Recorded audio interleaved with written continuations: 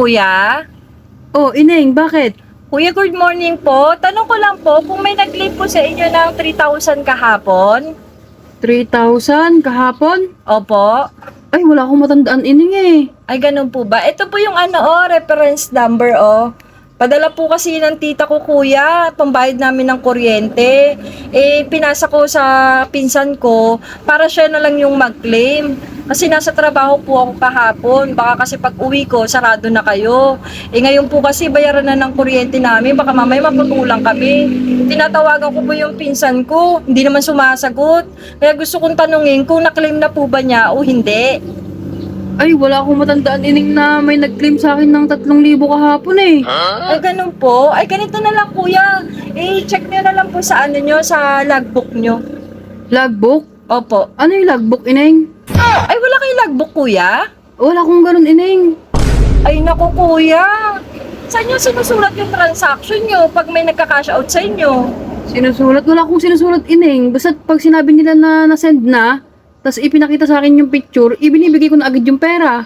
Ay, naku, kuya. Napaka-importante po ng logbook. Kasi, kuya, pag may logbook ka, nandun yung pangalan ng nag-claim, yung signature niya, yung reference, yung amount, at saka yung oras, kung anong oras na-claim yung pera. Napaka-importante po nung kuya. Saka kuya, pag may nag-claim sa inyo at pinakita lang yung reference number na picture lang, dapat dino-double check nyo rin po sa GCash nyo kung pumasok na o hindi bago nyo ibigay yung pera. Galing ha? Eh, tinitignan ko naman, Ineng, sa ano, pero hindi ko na sinusulat eh.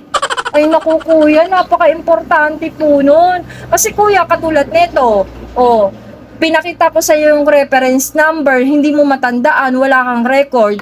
Paano kung na-claim na ng pinsan ko, tas i-claim ko ngayon sa iyo, anong ebidensya mo na na-claim na ng pinsan ko yon?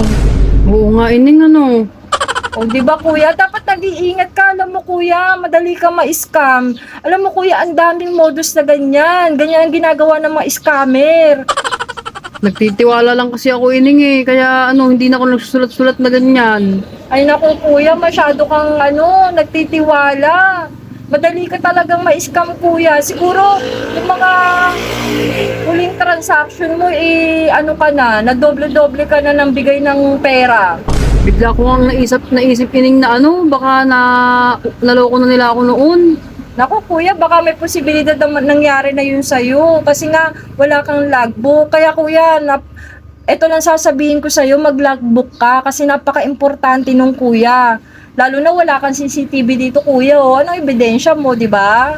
Galing ha? Buti na lang, Ineng, at nagsuggest ka ng ganyan. Hayaan mo, maghahanap ako ng logbook ko mamaya para meron na akong paglagyan ng mga pirma na ganyan, tsaka mga pangalan. Ay naku kuya, tama yun. Bumili ka na, wag mo nang patagalin.